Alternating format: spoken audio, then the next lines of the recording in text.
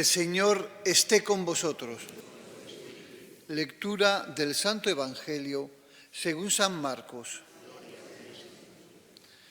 En aquel tiempo, al salir Jesús de la sinagoga, fue con Santiago y Juan a la casa de Simón y Andrés. La suegra de Simón estaba en cama con fiebre e inmediatamente le hablaron de ella. Él se acercó, la cogió de la mano y la levantó. Se le pasó la fiebre y se puso a servirles. Al anochecer, cuando se puso el sol, le llevaron todos los enfermos y endemoniados. La población entera se agolpaba a la puerta. Curó a muchos enfermos de diversos males y expulsó muchos demonios. Y como los demonios lo conocían, no les permitía hablar. Se levantó de madrugada, cuando todavía estaba muy oscuro. Se marchó a un lugar solitario y allí se puso a orar. Simón y sus compañeros fueron en su busca y, al encontrarlo, le dijeron: «Todo el mundo te busca». Él les responde: «Vámonos a otra parte, a las aldeas cercanas, para predicar también allí, que para eso he salido». Así recorrió toda Galilea, predicando en sus sinagogas y expulsando los demonios. Palabra del Señor.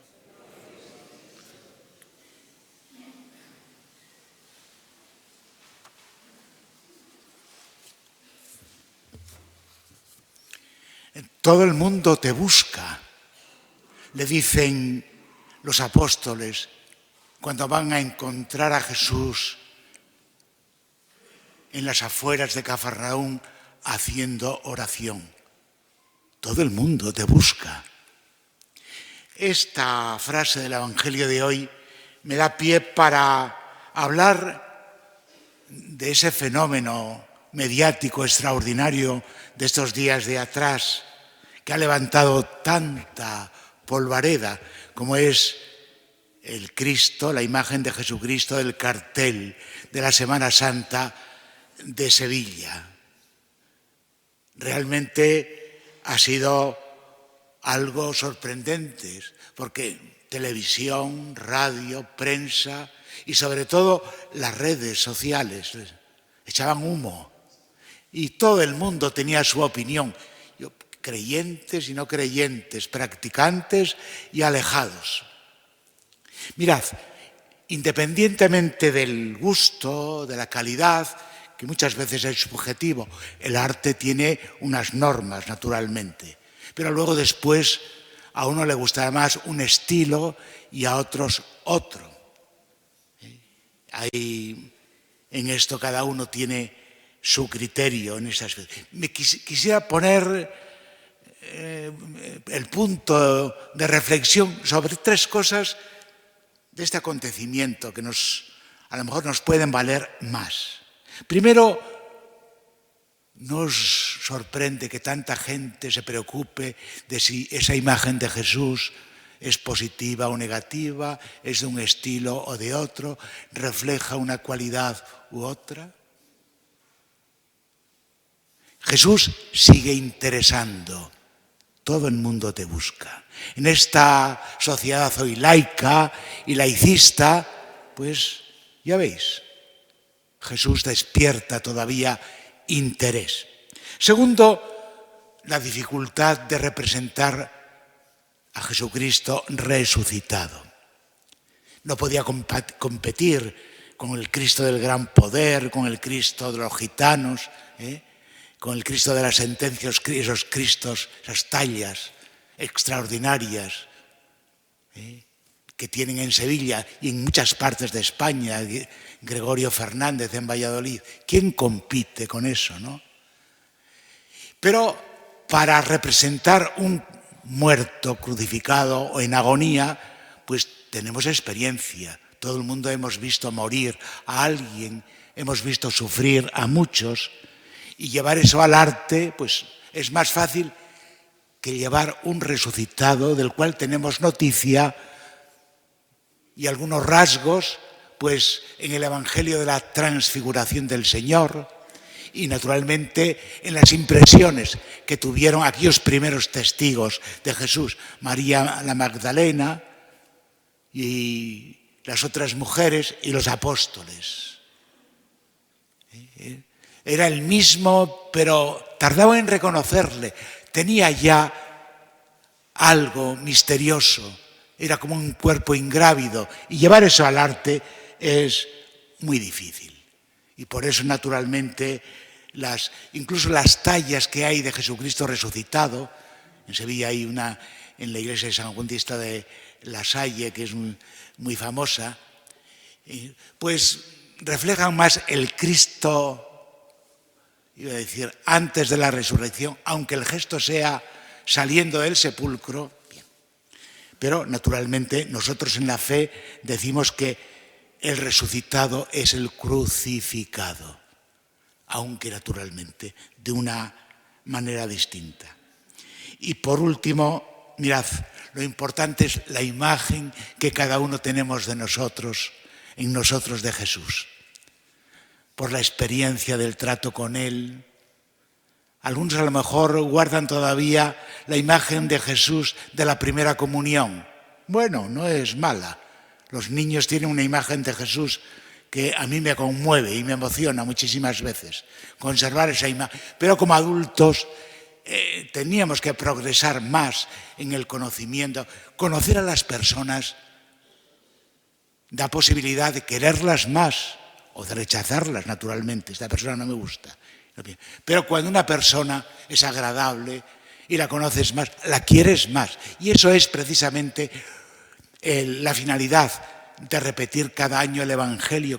Se trata de conocer más ese misterio que lleva Jesús dentro. Jesús es una persona que lleva un misterio dentro. Y el misterio es inexhaurible. Y cada uno tiene que ir labrando su propia imagen en el corazón. Y esa es la que vale. Y esa es la que debiera de motivar sobre todo nuestra vida religiosa.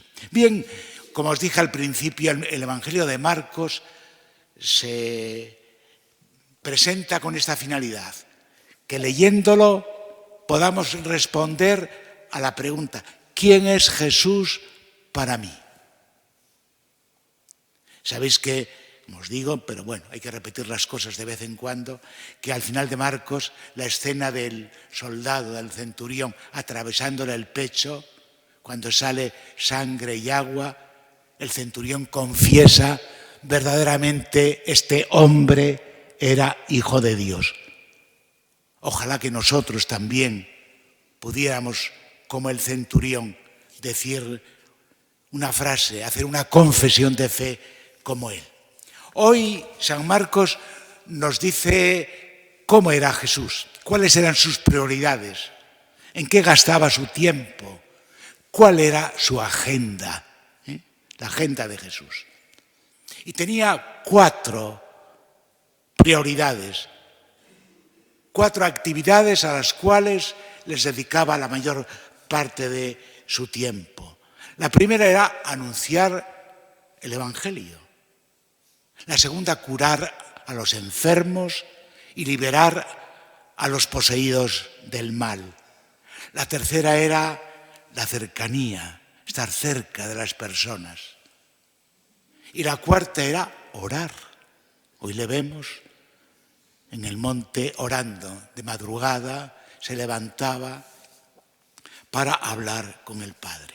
Bien, pues estas 4 debieran ser también las cualidades, las prioridades de la Iglesia, de nuestra Iglesia hoy, y de cada uno de nosotros también como miembros de la Iglesia. La primera es anunciar el Evangelio. Y en síntesis, ¿qué es el Evangelio? ¿Cuál es el anuncio del Evangelio?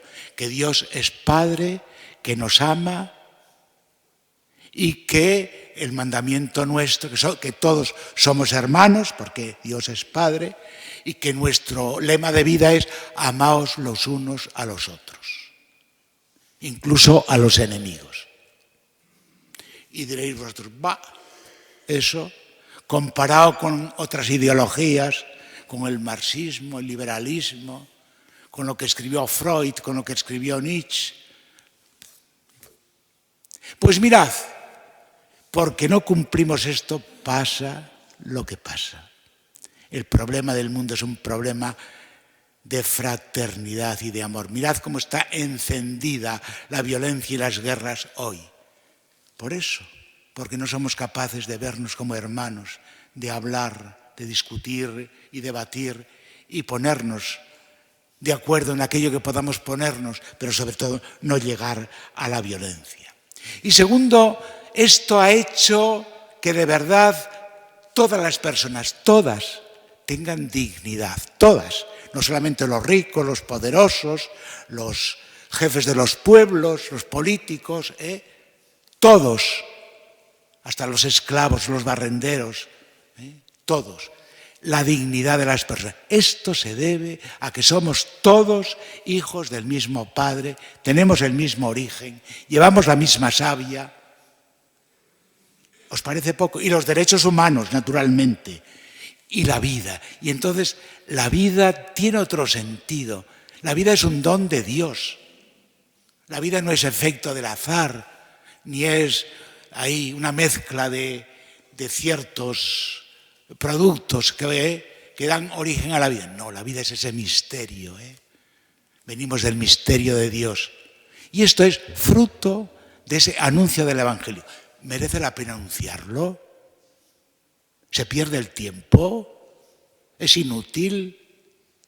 Segundo, como veis, Jesús se dedica fundamentalmente a curar a los enfermos, a liberar a los endemoniados. Una de las características que le adjudican al cristianismo es que es una religión terapéutica. Los sociólogos, cuando analizan desde su punto de vista el Evangelio, ven que hay cantidad de curaciones, que Jesús gastó la mitad de la vida y más de la mitad en devolver la salud. Y segundo, se dan cuenta que la mayoría de las obras de atención a los necesitados, a los enfermos, a los que sufren, nacieron fruto del amor a los hermanos. En concreto, para poner ejemplos, el primer hospital que hubo en Gijón fue el de Jove. Lo creó el cura Sama. Es decir, y la mayoría de los hospitales y de casas, orfanatos, ¿de dónde nacieron? Nacieron del amor a los hermanos de aquellos que eran discípulos de Jesús, que les dijo, amaos los unos a los otros como yo os he amado. Pues practicar entonces este Evangelio, poner en la práctica lo que hizo Jesús, imitar a Jesús, tener la agenda de Jesús, es inútil. Tercero, la cercanía de las personas. Hoy hay en el milagro de la curación de la suegra de Pedro. Las suegras son importantes. Bien, la suegra. Jesús le da la mano, la coge de la mano y la levanta. Jesús pone a las personas de pie, nos quiere de pie, no nos quiere escondidos, ni nos quiere, se puso a servirles. Tenemos que trabajar en este mundo. Esa cercanía de Jesús nos tiene que dar coraje, nos tiene que dar entusiasmo, nos tiene que dar preocupación para hacer algo en este mundo, que lo necesita. No estamos en un momento crítico. Y en este momento crítico nosotros, con nuestra manera de pensar, con nuestros valores, que eso es precisamente la fe cristiana, no es un cuentín, ni es una leyenda, es una forma de vivir. Tenemos que meter esto en el corazón. Ser cristiano, ser discípulo de Jesús, es una forma de dar la vida, de vivir la vida, de entender la vida. Y si hay otra mejor, me lo decís que me apunto. Y por último, orar. Jesús se retiraba a orar. Cuidamos muy poco la interioridad. Es un problema, porque Jesús pone ejemplos del campo, el grano de trigo que cae. Nosotros somos urbanitas. Bueno, yo nací en un pueblo y mucha gente habrá... Ya sabéis lo que pasa en un terreno que no se cultiva. ¿Qué nace? Cardos, ortigas, hierba mala, si no se cultiva. Y en el corazón, si no lo cultivamos, ¿qué nacerá? No nacerán ahí los malos sentimientos, el egoísmo, el personalismo, la ambición. No nacerá ahí si no lo cuidamos. No es importante cuidar el corazón. ¿Y quién nos dice que tenemos que cuidar el corazón? La oración es precisamente una relación con Dios que nos ha dado esta capacidad de amar, que nos ha dado los valores que tenemos, la ternura, la inteligencia, el sentido común. El sentido común. Hoy quizá una de las grandes pérdidas es precisamente eso. Vamos perdiendo el sentido de la vida. Yo me pregunto, ¿se puede gastar la vida leyendo Hola todo el día, escuchando esos programas de televisión en que se gastan tanta gente? Los antiguos que no tenían todos estos programas se dedicaban más a los valores. Yo pienso, leyendo los libros del siglo XVI, del siglo XIX, como no había, cuidaban, eran problema, la interioridad, los sentimientos. Hoy, a ver cómo vive fulana, y con quién se casa, y si lleva ya el tercer marido. Y es tremendo esto. No, yo lo digo como broma, pero lo digo también para el sentido de la vida. Si no, tenemos que darle un poco más de peso a la vida. Y nuestra fe nos puede ayudar a eso. Pues ya sabéis la agenda de Jesús. Anunciar el Evangelio merece la pena. Dedicarse también a ayudar a este mundo a ser mejor, curar este mundo, merece la pena también.